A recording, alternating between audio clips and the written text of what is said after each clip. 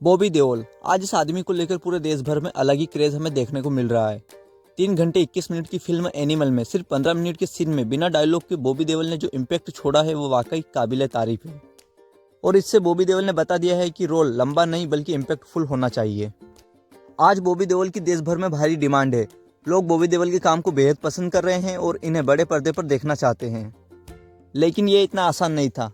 बॉबी देओल का जीवन बहुत ही उतार चढ़ाव भरा रहा है। इनके जीवन में एक ऐसा समय भी आया था जब इनकी एक के बाद एक लगातार फिल्में फ्लॉप हो रही थी। इन्हें 5 साल तक कोई भी काम नहीं मिला था। लोग इन्हें डीजे बॉबी कहकर ट्रोल कर रहे थे और यहाँ तक कि बहुत सारे लोग तो ये भूल ही गए थे कि बॉबी देओल नाम का कोई व्यक्ति बॉलीवुड में है भी सही। तो आज के इस वीडियो में हम बॉबी देओल की कमबैक की कहानी जानने वाले हैं। तो सबसे पहले इस वीडियो को लाइक कर दे और चैनल को सब्सक्राइब कर दे और वीडियो के साथ बने रहें। तो चलिए वीडियो शुरू करते हैं। 1969 में पैदा हुए बॉबी देओल का असली नाम विजय सिंह देओल है, जिन्हें लोग बॉबी देओल के नाम से जानते हैं और अब तो लोग इन्हें लॉर्ड बॉबी कहकर बुलाते हैं। बॉबी देओल को फिल्मों में काम करने का पहला मौका 6 साल की उम्र में ही मिल गया था। 1977 में उनके पिता धर्मेंद्र की फिल्म आई थी धर्मवीर नाम से। उसमें धर्मेंद्र का बचपन वाला रोल बॉबी देओल ने ही प्ले किया था। उसके बाद पिता धर्मेंद्र ने बॉबी देओल को फिल्मों से दूर कर दिया और धर्मवीर मूवी के 18 साल बाद 1995 में आई फिल्म बरसात से बॉबी देओल ने अपना डेब्यू किया।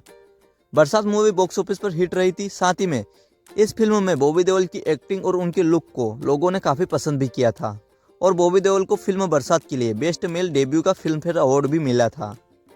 इस तरह बॉबी देओल ने अपनी पहली ही फिल्म से लोगों को अपना दीवाना बना लिया था। इसके बाद बॉबी देओल ने गुप्त, सोल्जर, बादल, बिच्छू, अजनबी और हमराज जैसी कई अच्छी फिल्में की जो बॉक्स ऑफिस पर भी हिट रही थी। 1995 से लेकर 2002 तक का समय बॉबी देओल के लिए गोल्डन पीरियड रहा। इन 7 सालों में बॉबी देओल ने कई हिट फिल्में की। बॉबी देओल के सर पर पिता धर्मेंद्र और भाई सनी देओल का हाथ था और इसी के चलते उन्हें किसी भी डायरेक्टर प्रोड्यूसर से काम मांगने की जरूरत नहीं पड़ रही थी, बल्कि काम खुद चलकर उनके पास उनके घर आता था। बॉबी देओल इंडस्ट्री के पॉलिटिक्स, कंपटीशन और स्ट्रगल से अनजान थे और यही कारण था उनके डाउनफॉल के शुरू होने का। 2002 के बाद बॉबी देओल का डाउनफॉल शुरू हो गया। उनकी एक के बाद एक कई सारी फिल्में लगातार फ्लॉप होने लगी क्योंकि इस समय नए नए एक्टर बॉलीवुड में डेब्यू कर रहे थे और ऑडियंस का भी फिल्मों का टेस्ट बदल चुका था। ऑडियंस अब नई कहानियां और थोड़ी मॉडर्न टाइप की फिल्में देखना पसंद कर रही थी। लेकिन बॉबी देओल की फिल्में वही घिसी पिटी कहानियों वाली होती थी।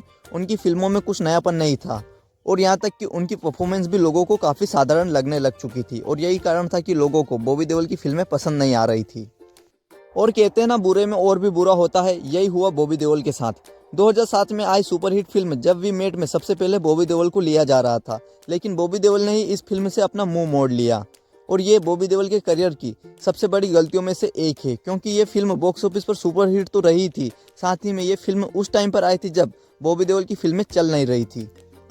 इसके बाद बॉबी देओल ने कुछ मल्टी स्टारर फिल्में भी की, लेकिन ये फिल्में भी कुछ खास नहीं चली और अगर कुछ फिल्में चली भी सही तो इसमें बॉबी देओल को किसी ने नोटिस नहीं किया और इस तरह बॉबी देओल का फ्लॉप फिल्मों का सिलसिला 2013 तक चलता रहा।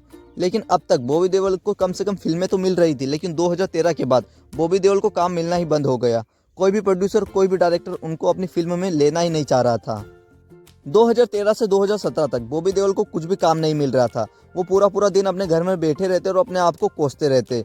इस दौरान वो बहुत ज़्यादा शराब भी पीने लग चुके थे और ये 4 साल बॉबी देओल के जीवन के सबसे बेकार 4 साल रहे। इन 4 सालों में बॉबी देओल को कई सारी समस्याओं का सामना करना पड़ा, लेकिन इन 4 सालों में बॉबी देओल ने कई सारी चीज़ें सीखी भी सही। उन्हें अब इंडस्ट्री के स्ट्रगल और कंपटीशन के बारे में समझ आ चुका था। वो अब समझ चुके थे कि अब वो दौर गया जब काम खुद चलकर हमारे पास आता था, अब हमें काम को ढूंढना पड़ेगा। और यही कारण था कि बॉबी देओल ने बिना शर्माते हुए सलमान खान से आगे से काम मांगा।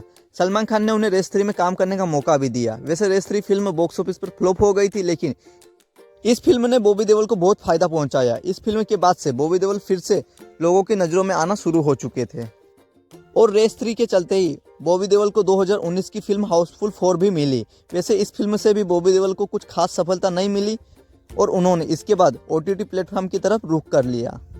यहाँ पर बॉबी देओल ने क्लास ऑफ 83, आश्रम, लव हॉस्टल जैसी सुपरहिट फिल्में और शो किए और इनसे लोगों का काफ़ी प्यार और सपोर्ट बॉबी देओल को मिला और सही मायनों में यहीं से बॉबी देओल का कमबैक शुरू हुआ। और अब एनिमल मूवी में बॉबी देओल ने 15 मिनट के सीन में बिना डायलॉग के ही गदर मचा दी है। हाउसफुल 4 के बाद 4 साल बाद बॉबी देओल की कोई फिल्म थिएटर में रिलीज हुई है और ये बॉबी देओल की पहली ब्लॉकबस्टर के साथ साथ उनके करियर की सबसे ज़्यादा कमाई करने वाली फिल्म भी बन चुकी है। और इसी से बॉबी देओल ने ये साबित कर दिया है कि डाउनफॉल कितना भी हो, कितने भी समय तक हो, लेकिन अगर हम मेहनत करते रहेंगे तो हमारा कमबैक जरूर होगा। तो ये थी बॉबी देओल की कमबैक स्टोरी। तो अगर आपको ये वीडियो पसंद आया हो तो वीडियो को लाइक कर दे और चैनल को सब्सक्राइब कर ले। मिलते हैं किसी और इंटरेस्टिंग वीडियो में, तब तक के लिए बाय।